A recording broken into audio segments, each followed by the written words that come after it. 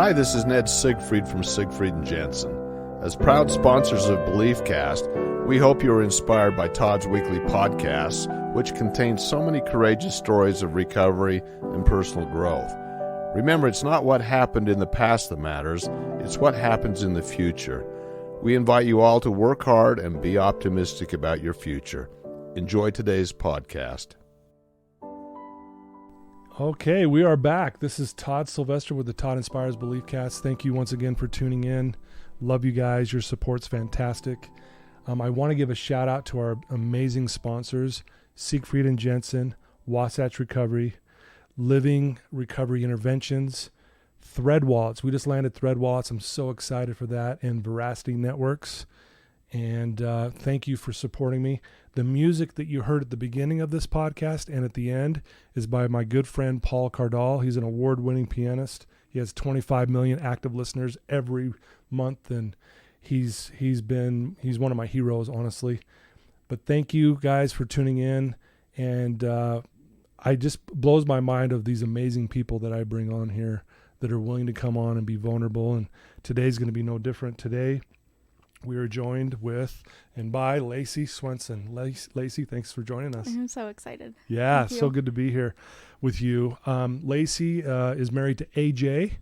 She's got 3 girls, and then one was surrogacy. Surrogacy, yeah. It's a tongue twister for me for some reason. It is, yeah. We'll talk about that.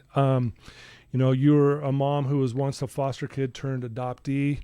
You live off a diet Dr. Pepper. You're a certified personal trainer. You're a mental health advocate and a mentor. You try to help people just become the new you. Mm-hmm. You're also an ambassador. How do you say it? Zyia. Zyia. Yeah. It's an activewear ambassador and dealer. Just basically hooking you up one sports bra at a time. I love that. Mm-hmm. And basically you're just here to help people through their own stumbles and triumphs, because you've been through your own stumbles and triumphs, and you're very energetic. Mm-hmm. I was just telling Lacey before we went live, I just love your vulnerability. I discovered you honestly on Instagram, mm-hmm. and when I heard your story and read your story, I was like, who is this woman? I'm just really impressed with how vulnerable you are, and then people aren't going to believe what you've been through when they hear your story.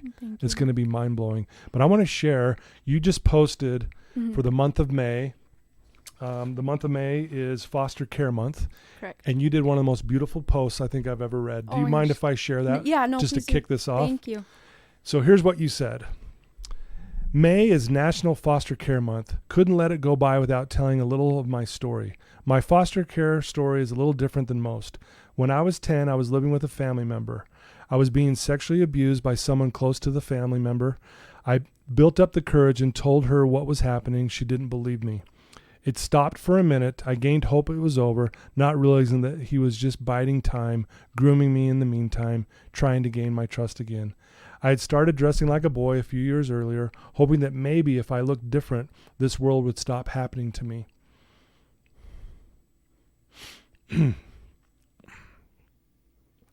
I couldn't figure out why I was back in this situation over and over. My brain told me it was my fault, which meant you didn't speak up about it anymore. I met a friend. She was really a good friend, sweet and very kind to me.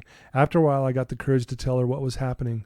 Her family was always so nice to me, and they were different than any other family I was used to seeing. I didn't know why. I told her not to tell because I didn't want to get into trouble again. She didn't listen, and I'll forever be grateful, because I didn't have to go back to that nightmare again. They stepped in when they were supposed to. They stepped in when those who were supposed to protect me had failed me in every possible way. My friend, who is now my sister, spoke up on my behalf, and because of that, she significantly altered my trajectory of my life forever. Because of her, generations were changed. As foster parents, we are asked not only to care for the basic needs of a child, but also to sit alongside of them as they discuss the hurt and the damage that they have undeservingly experienced. Forever grateful for it all. I'm not a victim, but a survivor. What a beautiful post. And more importantly, just a beautiful thing that you're willing to share that with us. So thank you, Lacey, for being here. Thank you. What a way to start this off, right? So why don't we start? I mean, we're going to get into all this. Sure. Why don't we just start? Tell us about your child, because obviously you went through some really tough things, but talk about how you were as a child and kind of go from there. Okay. And I'll try and make this as short and sweet as possible because I tend to be long-winded. But okay. So I grew up in a very abusive environment. My mom was 15 when she had me, bless her heart. Wow. And my grandma was 15 when she had her, and it was just a generational issue that was happening. Anyway, and my biological dad was in and out of the picture, and my mom ended up getting married to my stepdad when I was young. And they had 3 more children, but they were very heavily involved in drugs. We were very neglected. My mom was abusive. Okay. And I was the oldest of 4. I had 3 younger siblings, and I was basically their caretaker. Okay. From, I don't know, the moment that I could remember. Anyway. Yeah. And I was in that situation until I was about 10, and you read a little bit of my story, and that was an ongoing thing throughout my life. And I remember telling my mom one time that it was happening to me, and she looked at me and she said, well, what am I supposed to do? That's one of your dad's best customers, one of his best drug customers. Oh, wow. And so I tried as best as I could to shield my younger siblings from it, and took a lot of the brunt of all of that, because I just felt like it was my job, and I'm glad that I did. But sure. So I had to grow up from a young age, taking care of them, going through a lot. But you know what's interesting about it is when I was in it, that was normal. I felt that it wasn't. Right. But that was my normal. Yeah, you didn't know really any different because, again, that was your almost your first experience with what life was like. Correct. Yeah. Correct. And I was surrounded by it, and so I just assumed that that's how it's supposed to be. But deep down, I knew something was off, and I couldn't quite put my finger on it, which is why I ended up moving in with this other family member, and then that was when I had gotten out of the situation. Was through that. And then shortly after that, my stepdad died. He was 31. He died of a drug overdose. And then my mom went to prison. The state had been involved. They knew what was going on. Yeah. My school counselors had been talking to them about my situation, unbeknownst to me, thankfully. Anyway, and that was kind of their final straw. And so what's interesting about the system, though, is that so at this time, when my stepdad died and they finally got involved, I was living with my now adopted family. Okay. So I was living with them. They weren't certified to be foster care parents. They just took me in. And so when all of that went down, my younger siblings, who are not my full siblings, so I was the only one with my biological dad, my biological mom.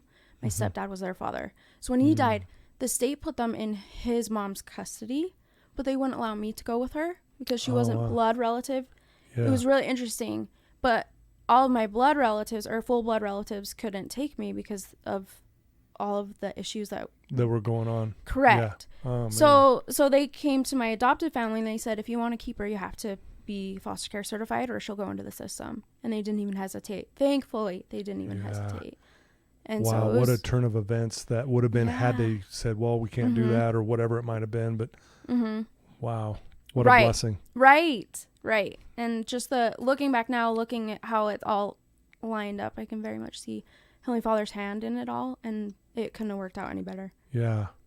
Wow. And again, I can't even imagine what you were going through. And again, even if you take, the abuse part out of it and just you being the motherly parent to your siblings, that alone's a lot of pressure. Yeah. Just being that. Yeah. Did you ever feel pressure? Did it feel like it was overwhelming in that sense, or? Yes, which is partially why I ended up moving out with this other family member. Okay. I don't know. It's hard to explain. It just felt like, oh, maybe this will be a better situation. And it was for a minute. Yeah. And then it wasn't. And then it wasn't. Yeah. So, they take you in and, things are starting to change. You're kind of free and safe from what was going on. But obviously, I'm sure there was these lingering things that you're starting to wrestle with. If you're okay, just maybe kind of talk about some of those challenges moving forward, even though you're now in a good environment, Right. Looking back, I can see how troubled I was. My normal was not normal. And I didn't quite understand that. So it was a lot of growing pains on both my adopted family's part and my part. They had to take a lot of foster care classes, so they knew the process. Yeah. My sister was 6 months older than me. She had 4 older brothers, and then my dad. And at that time, in my brain, men were not to be trusted. So I was terrified of all of these men.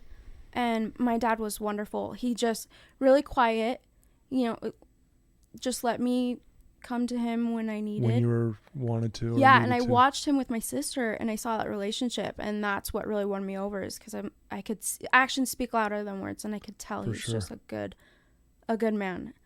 But anyway, a lot of therapy. I did a lot of therapy, thank goodness, and things I really started to see what normal was, and there's obviously a lot of trauma that I didn't quite understand. My adopted parents still allowed my biological mom to be in my life. Okay. And a lot of my biological family, because they knew at the time, I very much needed them. Yeah. Still, even though it wasn't a great environment, they were still my family. Yeah. And so. Well, and you mentioned, so was it your father that passed or your stepfather that passed? My stepdad was the one that passed. My biological father wasn't really in the picture. He'd only come around if he had a new girlfriend. So not only did you not have your biological dad, your stepfather dies, and then at the same time, or at least around that, your mom went to prison. Mm-hmm. How long was she there? In prison? A few years. A few years. Yeah. Okay. And again, I mean, talk about, as a kid, dealing with all of this. Mm-hmm. In those moments, were you like, and this might sound like a silly question, but I'm going to ask it anyways. Were you depressed? Were you sad? What was going through a mind of a kid going through all of this, watching the family kind of just almost falling apart? Oh, for sure. Very sad. I was angry. Yeah. I was really angry. Yeah. I was on depression meds for a few years. Coping was so hard, especially going to a different school. It honestly felt like a completely different world, and I really had a hard time coping with that. And I had a few bad counselors, and it was a rough time for sure. But my family was so patient with me. Yeah, thank goodness, because that was a big deal for them, and a lot of changes for them. Yeah. It was something I didn't recognize at first. Yeah. It affected everybody, obviously. Correct. Did you ever get caught up in drugs and alcohol as a way to cope? Because I know a lot of people who do go through something like that. Right.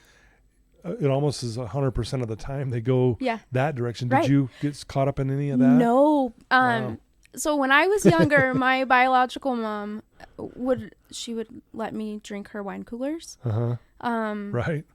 You want to taste, and so I don't know. It was normal part of my life, and then I went to this family that was complete opposite. They didn't do any of those things. In our home, it was preached that we don't do those things. And I didn't, because I had such a wonderful example of what I didn't want to be. Wow. I knew that I could see the difference between the two families. Oh, okay. And I could see what they were doing different. And so for me, it was never temptation.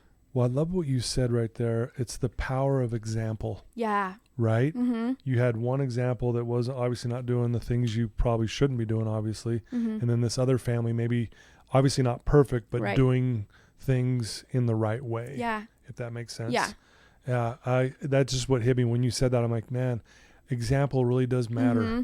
Right? It does. So how long, you're going through this, you went through therapy and things like that.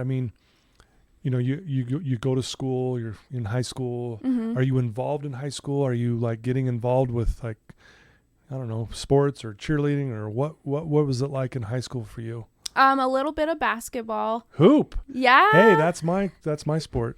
Really? That's awesome. Oh yeah. Yeah, I loved it. It taught me a lot of discipline. I didn't do it throughout my entire high school career.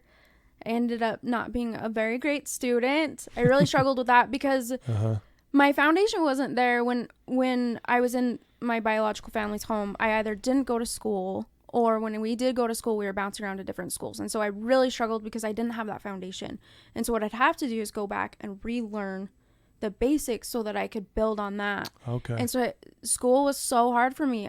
I was so self-conscious in school. Yeah. And so I got to the points where I ended up doing packets to finish high school. To finish off, yeah. Yeah, because it felt easier. Yeah. Well, so how long after, let's say, you graduate from high school, what was your life like after that? And then when did you end up meeting AJ? And let's talk about that a little bit. Okay, so my senior year, I ended up doing higher school and I met AJ. Oh, okay. Yeah, I was 17 and he was fresh off of mission. He was 21. And I remember, oh my gosh, I thought he was the cutest thing in the world. But then I found out his age and I was like, oh, geez. So I was like, no, it's You're not too old for me. Yeah, right? pretty much. So I wrote it off and he's this sneaky little bugger, but we ended up going out with some mutual friends off-roading, and I got stuck and he pulled me out and he ended up keeping my tow rope, and then he found me on MySpace. Back when MySpace was yes around. Yeah, it was the Facebook. And yeah. And then I remember it was so funny because I remember when I got stuck, I thought to myself, this is what you get for missing Young Women's. Yeah. If you hadn't missed Young Women's, you wouldn't be in this position, and just terrified to go tell my dad that I got his Jeep stuck. But anyway, it was wonderful, and I'm so grateful for AJ because I was still dealing with a lot of lingering trauma that I didn't realize, and sure, he was such a pillar of strength for me, and he just kept me on the straight and narrow, and I'll forever be grateful to him for that because it hasn't been easy, for sure, and yeah. Well, shout out to AJ. There's some good men out there in the world, right? Yes. And I get why in the beginning you didn't trust men. Why would you? Right. After what you've been through. But there's good men like AJ out there, and that's really cool that you shared that. That chokes me up too. That's really neat. I'm really big about belief systems because our beliefs dictate the way we behave, and correct. You probably formed some belief systems about yourself going through all of this. What were some negative beliefs that you had about yourself going through all of this? A big one was that I was unlovable, and that had been, my brain had picked up on that as being true because there are so many times that I've learned later that it stems from abandonment trauma. Yeah, for sure. And I would push people away, push them as far as I could, just to see if they were going to stay and if they were going to love me. So it was a negative pattern that I did for a long time, and I didn't even realize it until my therapist had brought it up, and he's like, you have abandonment trauma, and this is why that is. And so I just felt on a subconscious level that I was, obviously something was wrong with me because I was unlovable, and that everyone's just gonna eventually abandon me. Yeah. I work with a lot of clients who, it's drug addiction or they've got some mental health issue that they're dealing with. And the number one, I've been doing this for 32 years, the number one irrational negative belief that people buy into is I'm not good enough. Right. Which is a part of unlovable, something's wrong with me because of what happened to me, that kind of thing. And I'll tell you, that is the one that keeps people stuck the most. Yeah. So is there something else there you want to share on that? But I think what you said is, I think everyone listening to this on some level can go, I get it, because I've been there too, where I just did not feel good enough. Right. And I love what you said, because it is a belief system. It's a story that we tell ourselves, and our brains are so smart, and it will look for that evidence. Yeah. And it will tell you that you're correct. Yep. And you're not. You're not. Yeah. So how did you fight through that? How did you, obviously I know you did therapy and stuff, but maybe just talk in general, like what do you do? Like even today, what are some things you do, Lacey, that kind of keeps you going, no, that's not me. This is the real me. It is a constant battle. It's a daily battle. And if I'm being honest, I didn't even realize I was struggling so much with it until about a year ago. I hit rock bottom. My trauma, I'd been shoving it under the rug for the longest time, and I had no idea. And then I hit rock bottom. I finally went to see another therapist, and he told me, it was kind of a miracle because he used to be the head therapist of the foster care system. And I just landed in his lap, essentially. Yeah. And he told me, he said, you've done a lot of work, but you still have a lot of trauma that has not been taken care of. Yeah. And he's like, we're going to fix that. And so he really helped open my eyes to what was going on, because knowledge is not, or education is knowledge. And if you have knowledge, then you have somewhere to go. You have a direction to go. And so once I figured that out, I really just put my head down and looked for all of the things that I could fix with that. Yeah, right. Sorry, what was the question again? Well, I was just wondering how you dealt with that, and and how, because those beliefs run deep, because it started when you were a kid. You don't know any different. Right. So you just believe it, and then you walk around believing it, and then one day as you go through this and you see things differently, you're going, man, I've still got to fight that belief, because on some level I still feel unlovable. Mm-hmm. So how did you combat that, and and how do you challenge that on a daily basis kind of thing? Mm-hmm. So I've taken some coaching from a coach, and she's been the catalyst for me, I feel, to change those stories and those beliefs in my head. Right. And like I said, it's a daily battle where I have to, it's called a thought model, but essentially every day I journal out, and it's what are my thoughts, and then I have to work through those. Yeah. And it has been life-changing. Good. And just reaching this higher self of where I feel that Heavenly Father wants me, and breaking out of these walls that I had put up, so I journal every day, and there's something that I actually mentor, in a group called Anya, and something that we do every day is called Mommy, and this can be applied to anybody. It's just the acronym that we use. So we meet with God, and it's spelled MOMMY. Meet with God. O is opportunity for growth, like a book or podcast. Right. M is moment of stillness or meditation / prayer. Okay. The other M is movement, so exercise or walking. And then Y is yourself, showering. Mine is hitting up swig. Yeah, you and my wife get along really well. Oh, really? She loves swig. Oh man. She'd go every night if we could. Yeah. They know my name. You know what's so funny? So we live close to another restaurant, and she would always go down there and get a Diet Dr. Pepper, and they got to the point where they recognize her voice in, like, hey, what would you like to order? And they can't see you yet, but they would recognize, oh, is this Bonnie? Anyway. So yeah. That was so funny. Yeah, they know. They know me, and I've even tried switching between my two locations. Both of them know me now. Oh, that's awesome. Yeah. Well, that's neat. So do those one more time. So Mommy stands for Meet with God. Meet with God.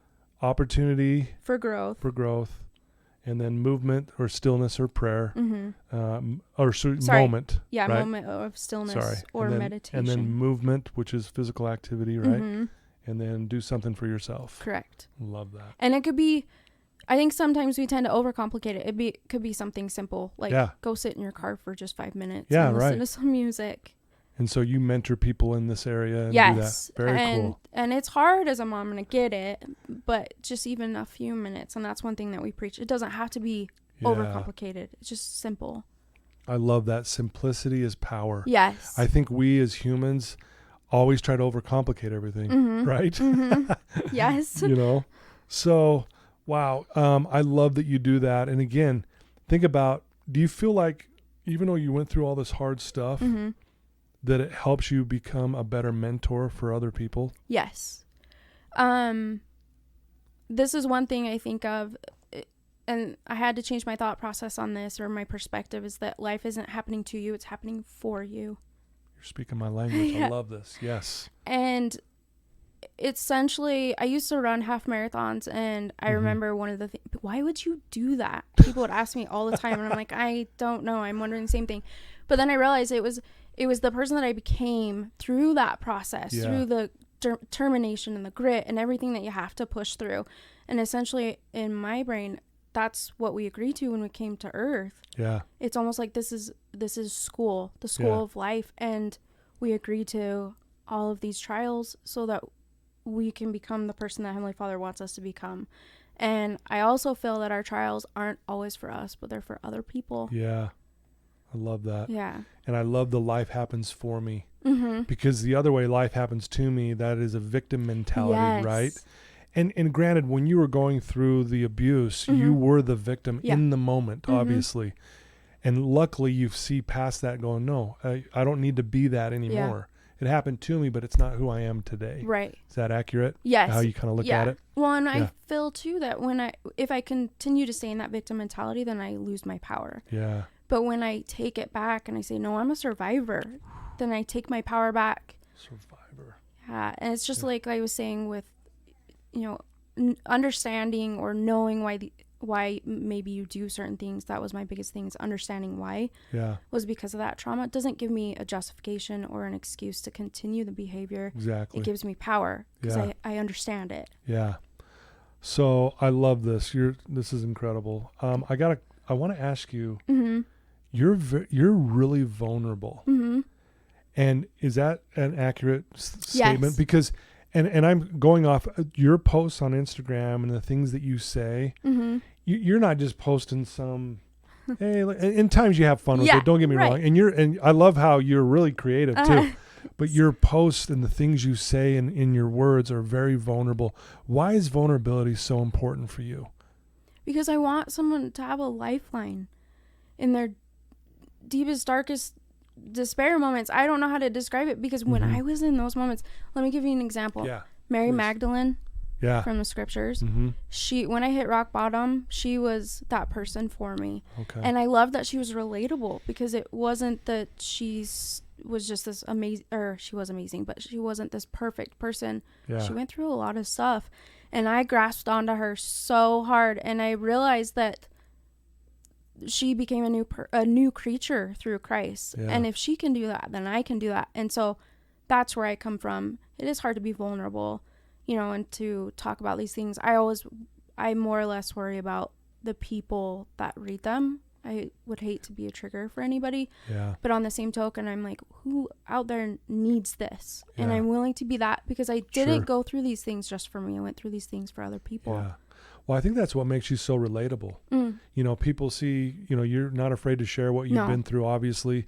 And I think people actually really appreciate that. I don't even think it could be a trigger, because I think ultimately they go, wow, look at what she's been through, and the way she talks about it. Because again, you do it in a very loving, compassionate way. Thank you. And, I always say this, the amount of vulnerability we're willing to express will be equal to the happiness we experience in life. I love that. And I see that just with what you do, and just you really are a very happy person despite all this challenge that you've been through.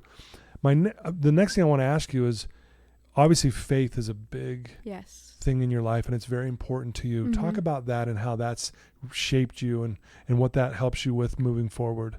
It gives me an answer, more or less. I would say not only that, but it gives me something to hold on to, because I look at it from a bigger picture.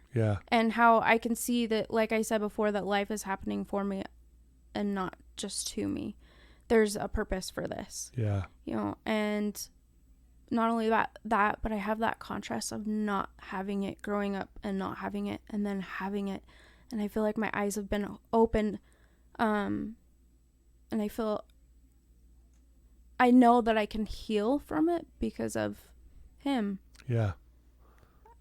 Sorry, I hope that answered your question. No, it does. No, and again, I know that's a tough question, talking about faith and how that plays a part and a role in your life. But obviously I know it means a lot to you. Yes. And did you have any of that when you were growing up? Any faith, teachings or anything like that as you were growing up? Nothing. So when did that come into your life? Like when did you discover man, this, I have a connection with God now. Like when did that happen, if you don't mind me asking? Yeah, not at all. It was when I went into foster care. That's when it happened. Yeah, because I remember the specific moment that my mom had threatened to take me to a group home. And I remember laying on my bed, and I don't know where I had any previous knowledge, or where my knowledge of God came from, but I remember looking at my ceiling and saying, why, God, why am I going through this? And I was maybe 8 or 9, but my family wasn't religious. I didn't really understand that at all. But then when I was 10, I went into foster care, and I found God through them, and I saw, like I said before, I saw how they were. I'm like, this is what makes them different. This is what I want. And then the more that I learned about it, the more I realized that I am happier and I'm a better person. And that's what I want. I want something that's going to make me want to be better. Yeah. I love that. Again, one of those differences that you noticed. Yeah, the contrast. Yes. Yeah. Yes. Okay. I got that contrast, which is why I feel that I'm so set in it. So how has all of this helped you be a mom? You have 3 beautiful girls. How has this helped you in being a better mom and being a mom in general? I try very much to be the mom that I wanted or needed. Yeah. That doesn't mean that I don't fail, because I fail constantly. I was terrified for a long time to have kids, just wondering if these traumas would transfer to my children, and I absolutely didn't want that. And I'm not perfect. Some days I'm a good mom and some days I'm a bad mom, but I try really hard. And I'm constantly trying to look for resources to make me better or to learn to be better, because this is what I needed, and I want to be for them what I didn't have. Yeah. Wow. They're lucky to have you. Thank you. Yeah. Your girls, they're the cutest things. Thank you. They're so fun. Yeah, I bet they are. So you're a mentor. You know, you're an advocate. You are a certified personal trainer. You know, you support some, you know, you're an ambassador for some activewear. I mean, you're doing a lot of things. Yeah. What are your plans, and where do you see yourself? I mean, obviously you're a mom, and that's probably first and foremost, but do you have some plans that you want to do? Like, is there some things you want to do with what you've been through and maybe grow with what you're already doing with your mentoring or anything like that? For sure. Growing with the mentoring, just trying to be a tool as much as possible, and just to spread kindness. And then 2, one of my favorite quotes, let me find it. Yeah. Let's hear it. Viktor Frankl, the great Jewish psychologist that survived the concentration camps in World War II, he described laughter as one of the soul's weapons in the fight to preserve hope and life. The ability to laugh pulls you out of the moment and proves that I know this isn't all that there is, and I know there's something better. And I have something to laugh about despite my tears. Dang. So I love that. And so I'm going to continue to try and bring light and hope and lift the hands that hang down. Yeah. You do seem like you have a lot of fun. Yes, I have a lot of fun. Yeah, I do. Yeah, no, that's a beautiful quote. And Viktor Frankl, understanding what that guy went through. Right. And to be able to say that. Yeah. Are you kidding me? Yeah. Yeah. You know, I say this a lot to my clients, that adversity is the wake-up call to your greatness. I love that. Yeah. Yeah. And think about the adversity you've been through, but it's woke you up to your greatness. Look what you're doing. I mean, you really are a miracle. Thank you. If you really think about what you've been through, I always just, you know, one of my heroes in my life, and you may have heard of her name's J.C. Dugard. Does that ring a bell? Anyway, she has a similar story to you, but she was kidnapped when she was 11 and then raped and tortured in a shed for 18 years. Oh my goodness. But yet, because of that, she now has this nonprofit foundation that helps battered women and abused women all over the world, millions of them. Wow. And had she not been through that, she wouldn't be in a position to do what she's doing. I agree. She wouldn't wish that on anybody or herself again, just like you wouldn't. But yet, had she not gone through it, she wouldn't have been able to do what she's doing. So it goes back to what you said earlier. Life happens for you. Yes. Right? Yes. So can you see how this has all kind of happened for you? Yes. I tell people all the time, I wouldn't change it. If I had the chance to go back, I wouldn't change any of it. I am so grateful for it. And it has been such a blessing. Wow. Yeah. It took me a long time to get to that point, but it has been such a blessing. That's amazing. Yeah. So what does a day look like for you, Lacey? Like, what do you do to kind of keep yourself grounded, keep yourself centered? Obviously, you're busy being a mom, and that takes up most of your time, I'm sure, and then everything else you're doing. But what do you do for, like, self-care? Okay, so that's a really good question. A lot of it's that mommy that I talked a lot about. Yeah. I always start my day with Heavenly Father. Okay. And reading scriptures, and then exercise. Yeah. Yeah. Those are big ones. Meditation is another one. And then just having fun. Looking for the joy in the daily moments. And I always think everything's an adventure. If something goes wrong, it's just another adventure. Yeah. So Yeah, and then obviously spending time with your family Of and course. things like, of course, Yes. right? Yeah. We're pretty active. We do a lot of things. Yeah. Yeah, that's neat. What are some of the things you guys do as a family that you love doing? We do a lot of outdoors things. We do jeeping. Okay. A lot of When you say jeeping, are you like going up rocks and stuff like that? rocks or overlanding. Yeah. That stuff scares me. I know. I grew up doing it. That's how I started driving. 14 was off-road. My dad had introduced me to that. Oh, And really? So, You've yeah. been hooked ever since on that? Very much. And then AG and I, that's how we love met. And so it's very much part of our family. So we do a lot of outdoors things and hiking, just being in nature. I feel my soul just loves it. So we're out a lot. Yeah. No, that's beautiful. Well, do you have, future plans with, like, I know you're an advocate and a mentor for mental health. Is there something specifically in that area other than the mentoring that you want to maybe build on or do, or, have you ever thought past that, or is that just kind of where you're at right now? Eventually I want to write a memoir of my life. I have to get past the story in my head that I don't have anything to offer. Because like I said, I have to fight that every day. My brain really likes to tell me that. But isn't that funny? Because the stuff you offer, like I said, just what you put on your social media, it's not just random stuff. Yeah. It is powerful stuff. Thank you. I mean, are you kidding me? You have so much to offer. Like, you literally could take all your posts, put it in a book, and sell that thing, and people would buy it because it's so powerful. Well, thank you. Thank you. That gives me some validation. It's definitely on my to-do list. Well, I'm going to challenge you to write a memoir, a book. Okay. I heard this once, and I've done it as well. I've written a book of my story, and I'll never forget. I was asked, do you want to leave a legacy? And I'm like, well, who doesn't, right? Yeah. I want to leave a legacy. Right. And then this guy asked me, well, how do you do that? I'm like, well, you do good things. You're a good person. You try to treat people nicely. And and he's like, that's all good, but that doesn't leave a legacy. Interesting. He says, what leaves a legacy is if you write your story down. And I went, I never thought of it that way. He goes, me neither. So 100 years from now, when you and I are gone, someone's reading your book and your story, Lacey, and they're going, it's changing their life, and we're not even here. That's how you leave a legacy. I love that. Yeah. So I'm going to challenge you to do that. Okay. Because if I can do it, anyone can. Okay. I didn't even read a book until after I was out of college. Really? I'm not kidding you.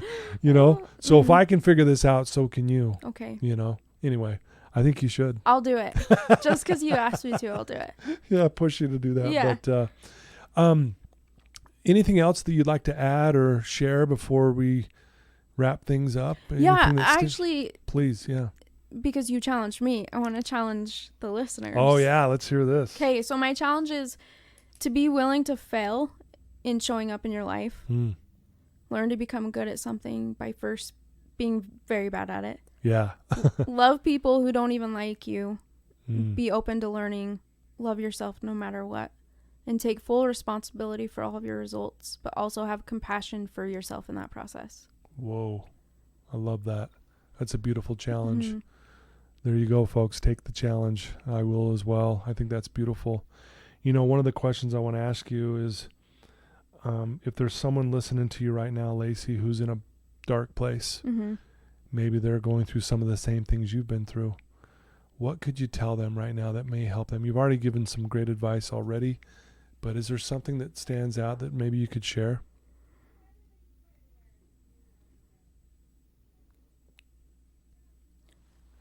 Oh, that's a really, really good question, and I wasn't prepared for that at all. I know.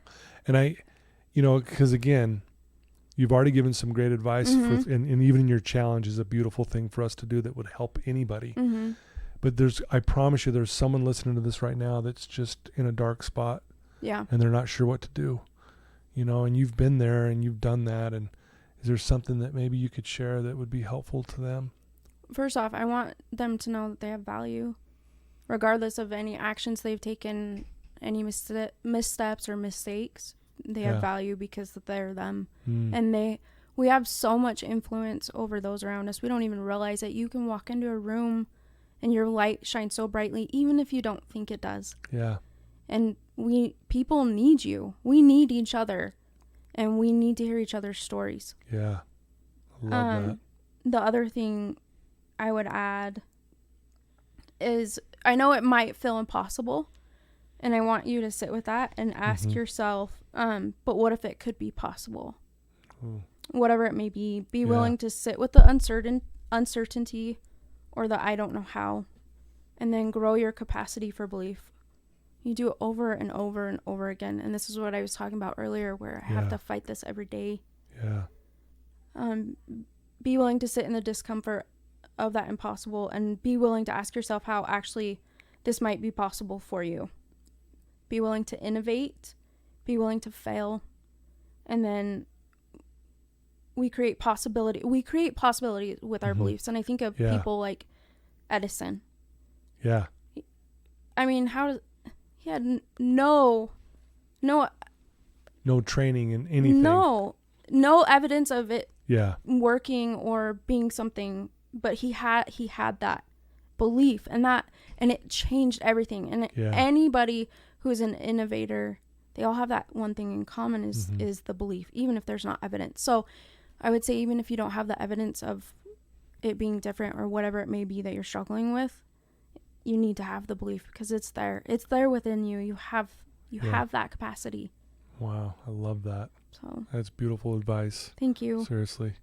I sometimes do this with my guests. Okay. Do you mind reading that quote up there out loud? Not at all. The most delightful surprise in life is to suddenly recognize there's nothing wrong with you. I love that. Yeah. And I sit there and I'm sitting here with you, Lacey, despite what you've been through. There's nothing wrong with you. I know. And I know you know this ultimately. That's what you've been working on. But so many people who have been through what you've been through, they again, like you said, I'm unlovable. I'm not good enough. I can't do it. I'll never be enough. And boy, that is a hard place to be, because it's so depressing and at times don't want to be here kind of thing. Yes. But I think that's the message I'm hearing this as I sit there and listen to you speak. I'm just going, what you've realized is, despite all that, you're okay at the end of the day, right? Yeah. It's such a beautiful thing. I love how you just broke it down. Yeah. Because I tend to overcomplicate. So thank you. Yeah. Pretty simple. And that's one thing I've learned too, is simplicity is power, like you mentioned earlier as well. But, wow. I mean, you're amazing. I'm so grateful that you were willing to take some time to be on my show today. Thank you. We're going to touch a lot of people, hundreds of thousands. Honestly, that blows my mind. I love what you're doing. Oh, thank you. I love what you're doing. So thank you. No, thank you. And well, and again, people always ask, why is it so successful? And I say, because I don't make it about me. It's about you. It's your story. Yeah. This is you. I want people to know you. And I try to chime in from time to time. You do great.